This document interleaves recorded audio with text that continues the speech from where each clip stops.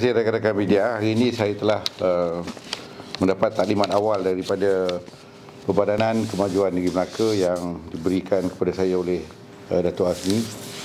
Saya mendengar dan meneliti perkembangan yang telah pun dipelopori oleh Datuk Azmi selama beliau memimpin PKNM. Saya dapati pencapaian yang telah dibawa amat baik kerana PKNM telah berjaya membawa pelaburan sebanyak 3.45 bilion dalam tahun ini, dan PKNM juga mensasarkan pelaburan boleh dicapai sehingga 5 bilion pada tahun depan.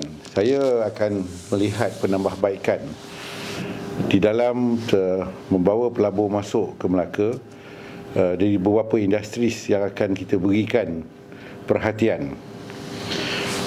Industri otomotif akan diberikan keutamaan untuk negeri Melaka mendarajui industri ini kerana kita pun telah terbukti salah satu industri otomotif terbesar di bawah Honda telah pun membuktikan bahawa keupayaan negeri Melaka membawa industri otomotif di dalam negeri ini telah berjaya meletakkan negeri Melaka salah satu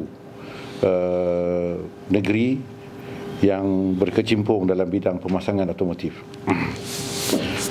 Di antara bidang yang kita akan lihat juga ialah teknologi hijau ataupun green technology yang akan dibawa oleh pihak Invest Melaka bagi memantapkan lagi teknologi ini di dalam perancangan kerajaan negeri. Kita juga melihat kawasan yang telah pun digazetkan di sebelah Jasin, Halal Hub, yang akan menjadi peneraju Halal Hub di dalam negara ini. Ia telah juga berjaya membawa ramai pengilang-pengilang untuk bersama-sama di kawasan Halal Hub di sebelah Sekam, di Sekam. PKNM juga akan membawa dan juga mempelopori teknologi oil and gas dan marine di sepanjang koridor 3 km 3 nautika sepanjang daripada Umbai sehinggalah di Kuala Linggi. Dan PKNM akan memberikan pulangan yang baik di dalam perancangan ini. Kita juga sedang meneliti bagi memastikan bahawa perancangan ini dengan kerjasama kerajaan negeri, PKNM juga akan duduk di dalam industri ini sebagai industri sokongan kepada marine industri yang sedang berkembang di negeri Melaka. Industri seterusnya ialah oil and gas yang juga sedang berkembang, dan PKNM mempunyai PKNM Energy yang sedang meneroka bidang-bidang oil and gas. Selain daripada itu, kita juga sedang melihat membawa masuk para pelabur dalam bidang elektrikal dan elektronik. Seperti mana semua orang sedia tahu, di dalam kawasan zon perdagangan bebas di sebelah Batu Berendam dan Air Keroh, zon industri elektronik ini telah banyak menyumbang kepada negeri Melaka, memberikan peluang pekerjaan pada rakyat negeri Melaka.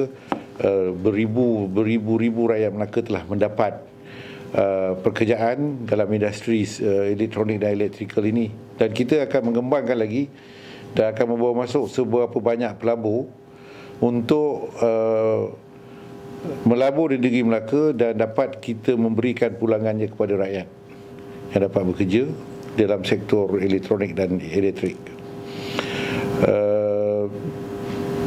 PKNM dan juga Invest Melaka sedang mengkaji satu industri baru, iaitu aerospace, yang sedang kita bergerak untuk mencari para pelabur untuk datang melabur di negeri Melaka.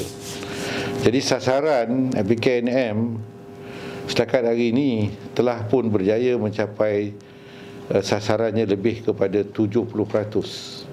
Sasaran membawa pelabur asing masuk ke Melaka, dan kita mensasarkan tahun depan sekurang-kurangnya 5 bilion pelabur akan memasuk. Dan kawasan-kawasan yang sedang dikenal pasti untuk menjadi kawasan-kawasan industris di Lipat Kajang Jasin umpamanya, kawasan ini sedang dipersediakan untuk menerima para pelabur kerana mempunyai infrastruktur yang cukup baik, bekalan elektrik, gas dan air sudah tersedia untuk mana-mana para pelabur untuk datang untuk membuka industri di kawasan tersebut.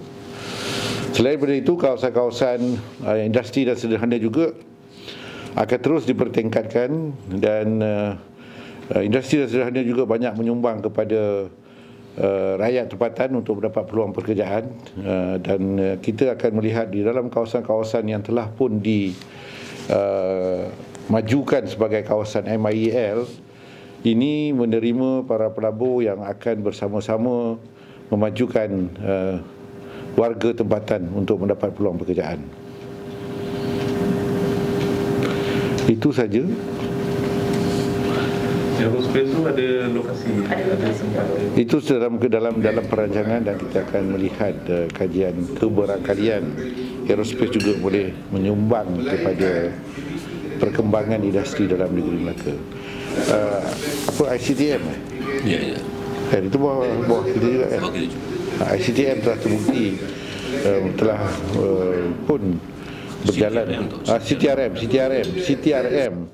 telah berjaya membuat salah satu komponen untuk terbang Boeing yang sekian lama berada di Melaka.